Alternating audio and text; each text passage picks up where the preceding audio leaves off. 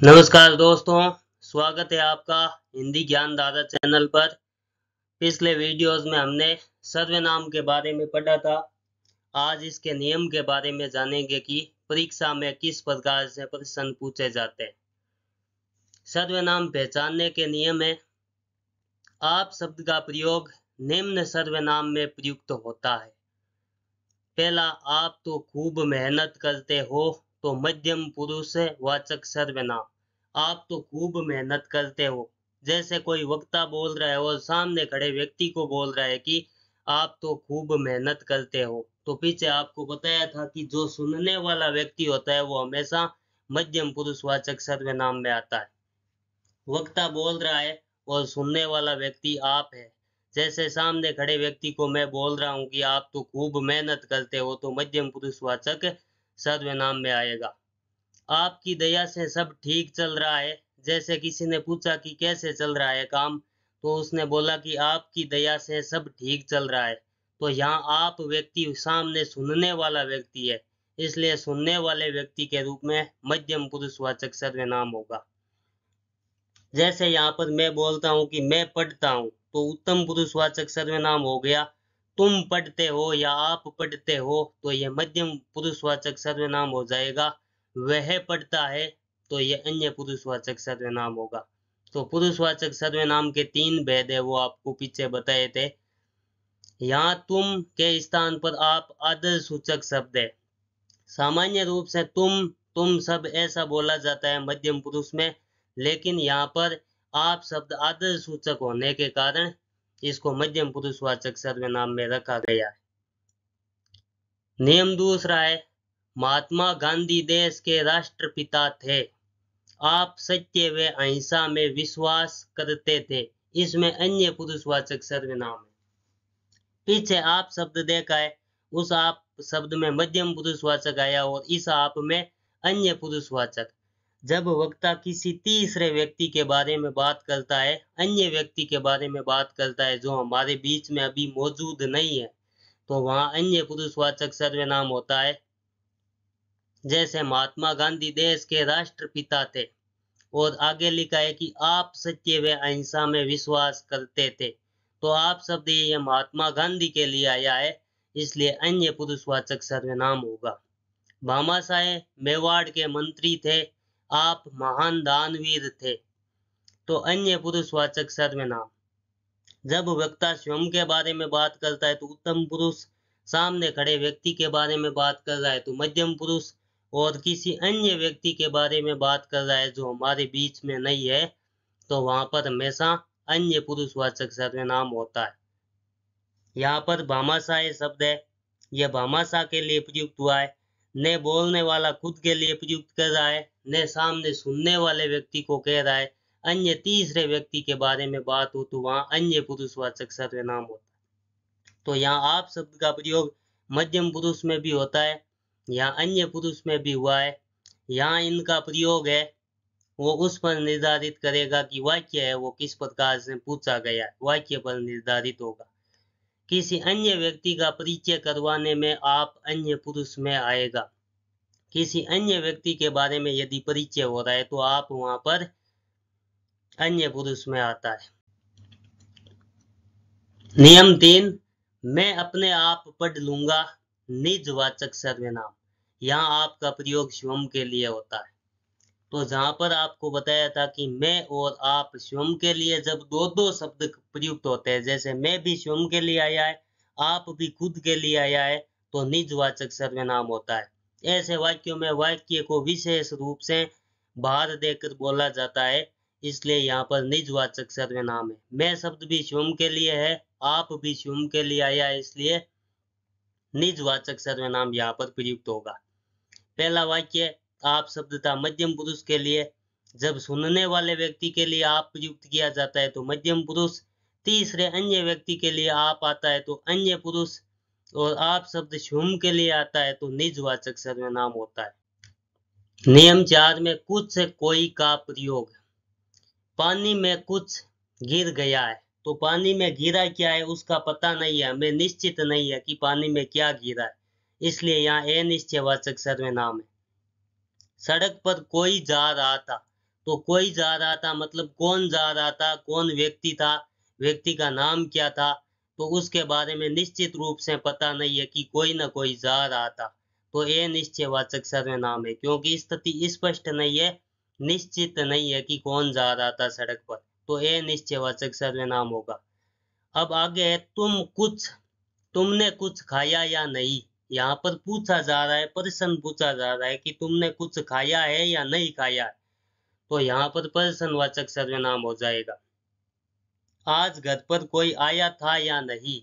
आज घर पर कोई आया था या नहीं, यहाँ कोई शब्द प्रश्न की स्थिति को अवगत करवा रहा है कि वो पूछ रहा है प्रश्न की आज घर पर कोई आया था या नहीं आया था, तो यहाँ प्रश्नवाचक। शब्द सेम ही है, कुछ, यहाँ भी कुछ, यहाँ कोई, लेकिन वाक्य पूछने का तरीका अलग है। तरीका अलग होने के कारण यहाँ पर सर्वनाम भी अलग अलग हो जाएंगे। पांचवें नियम में यह वह ये वे का प्रयोग। किसी व्यक्ति के स्थान पर होने पर अन्य पुरुषवाचक सर्वनाम, किसी व्यक्ति के स्थान पर यदि इन शब्दों का प्रयोग होता है तो अन्य पुरुषवाचक सर्वनाम होगा कि किसी अन्य व्यक्ति के बारे में बात हो रही है। वह तो बहुत ईमानदार था, तो किसी अन्य व्यक्ति की बात कर रहा है। जैसे मैं बहुत ईमानदार था, तो यहाँ पर उत्तम पुरुष है। तुम बहुत ईमानदार हो, तब मध्यम पुरुष है। वह बहुत ईमानदार था, जो व्यक्ति हमारे बीच में अभी है नहीं या है तो भी हम जिस तीसरे व्यक्ति के बारे में बात कर रहे हैं, न तो बोलने वाला है न सुनने वाला है, इसके अलावा अन्य व्यक्ति है, तो उसको अन्य पुरुष कहते हैं। वह तो बहुत ईमानदार था, तो किसी तीसरे व्यक्ति के बारे में बात हो रही है, अन्य पुरुषवाचक सर्वनाम होगा। वे तो 10th उत्तीर्ण कर चुके हैं, तो उन छात्रों के बारे में बात हो रही है कि जो 10th उत्तीर्ण कर चुके हैं, 10th पास कर चुके हैं, उनके बारे में बात हो रही। तो वह शब्द है उन सभी छात्रों के लिए प्रयुक्त हुआ है, अन्य व्यक्तियों के लिए प्रयुक्त हुआ है। जो व्यक्ति अभी हमारे बीच में नहीं है, तो अन्य पुरुषवाचक सर्वनाम होगा। यहाँ पर चेंज कर दे कि मैं तो 10th उत्तीर्ण कर चुका हूँ, तो उत्तम पुरुष होगा। तुम तो 10th उत्तीर्ण कर चुके हो, तो मध्यम पुरुष होगा। और अन्य व्यक्ति के बारे में बात की जाती है तो अन्य पुरुषवाचक सर्वनाम होता है। इसमें छठे नियम में संकेत के रूप में यह वह ये वे का प्रयोग होने पर निश्चयवाचक सर्वनाम होता है। अब संकेत के रूप में यदि इन्हीं शब्दों का प्रयोग वापस कर दिया जाए तो निश्चयवाचक सर्वनाम बन जाता है। जैसे यह तो मेरी पसंदीदा पुस्तक है, यह तो मेरी पसंदीदा पुस्तक है, तो पुस्तक की ओर संकेत करके कह रहा है कि यह पुस्तक है वो मेरी पसंदीदा है, तो निश्चित रूप से यही पुस्तक है, तो उस निश्चित स्थिति को अवगत करवा रहा है, इसलिए निश्चयवाचक सर्वनाम है। वे गाय तो मेरी ही है, तो वह गाय निश्चित रूप से मेरी है, उसे पूरा विश्वास है कि वह गाय मेरी ही है, इसलिए यहाँ पर निश्चयवाचक सर्वनाम होगा। यहाँ भी वह है, यहाँ भी वह है, और यहाँ यह है, यहाँ पर भी यह है। शब्द सेम ही है, लेकिन वाक्य का कहने का तरीका अलग है, इसलिए सर्वनाम भिन्न भिन्न होंगे। अब है परीक्षा की दृष्टि से महत्वपूर्ण उदाहरण कौन कौन से हैं। मैं जयपुर जा रहा हूँ, तो वक्ता स्वयं खुद के बारे में बात कर रहा है कि मैं जयपुर जा रहा हूँ, तो यहाँ उत्तम पुरुषवाचक सर्वनाम हो जाएगा, क्योंकि स्वयं के बारे में बात कर रहा है। तुम यहाँ बैठो, तो सामने खड़े व्यक्ति या प्रत्यक्ष खड़े व्यक्ति से बात कर रहा है कि तुम यहाँ बैठो या आप यहाँ बैठो, तो मध्यम पुरुषवाचक सर्वनाम होगा। तू वहां बैठ, तो तू वहां बैठ, तो सामने खड़े व्यक्ति को कह रहा है, मध्यम पुरुषवाचक सर्वनाम हो जाएगा। वक्ता स्वयं के बारे में कहता है तो उत्तम होगा। मैं, हम सभी उत्तम में आएंगे। तुम, तुम, आप, यह मध्यम में आता है। आप यहाँ बैठिए, तो आप का अर्थ है किसी बड़े व्यक्ति को समान सूचक शब्द से आप कहा जाता है। आदर सूचक शब्द में आप कहा जाता है, तो आप यहाँ बैठिए, तो मध्यम पुरुषवाचक सर्वनाम हो जाएगा। वह चाय पी रही थी, आगे अन्य पुरुषवाचक सर्वनाम। वह का अर्थ है न तो स्वयं के बारे में, मैं के बारे में बात कर रहा है, न किसी सामने खड़े व्यक्ति तुम के बारे में बात कर रहा है, बल्कि किसी अन्य व्यक्ति के बारे में बात कर रहा है कि वह चाय पी रही थी, तो अन्य पुरुषवाचक सर्वनाम हो जाएगा। आगे कौन रो रहा है, यहाँ प्रश्न किया है कि रोने वाला कौन है, तो प्रश्नवाचक सर्वनाम हो जाएगा। यहाँ प्रश्नवाचक चिन्ह आएगा। प्रश्नवाचक चिन्ह जहां पर होता है वहां पर प्रश्नवाचक सर्वनाम होता है। आगे उदाहरण है, कोई रो रहा है, तो रोने वाला कौन है इसके बारे में निश्चित नहीं है कि कोई तो रो रहा है, तो इसलिए रोने वाला कोई शब्द आया है तो निश्चयवाचक सर्वनाम होगा। आगे कोई किसी से कुछ नहीं कहेगा, कोई किसी से कुछ नहीं कहेगा, तो निश्चयवाचक सर्वनाम है। कुछ शब्द निश्चय है, कोई का अर्थ कोई में कोई सा भी व्यक्ति हो सकता है, निश्चित नहीं है। किसी से किसको कहना है ये भी निश्चित नहीं है, और कुछ में भी निश्चित नहीं है कि क्या कहना है क्या नहीं कहना है, तो निश्चयवाचक सर्वनाम को दर्शाती है तीनों ही चीजें। उसने मुझसे पूछा आप यहाँ क्या पढ़ाते हैं, तो उसने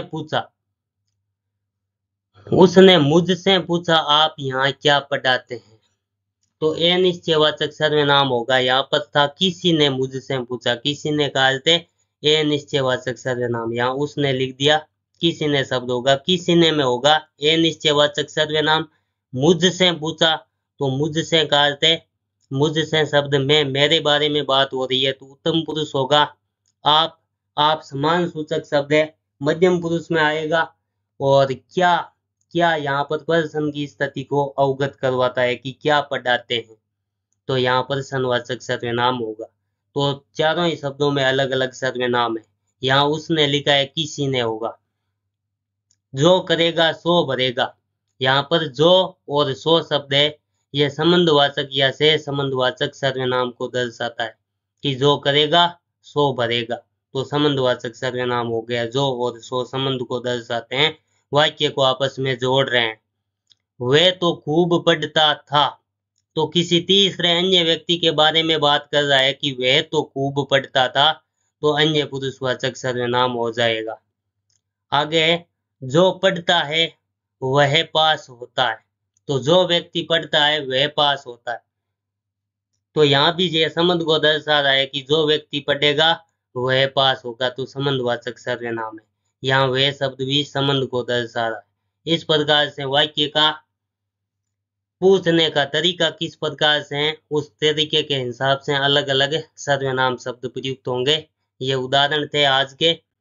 आशा करते हैं आज का वीडियोज आपको पसंद आया होगा। धन्यवाद।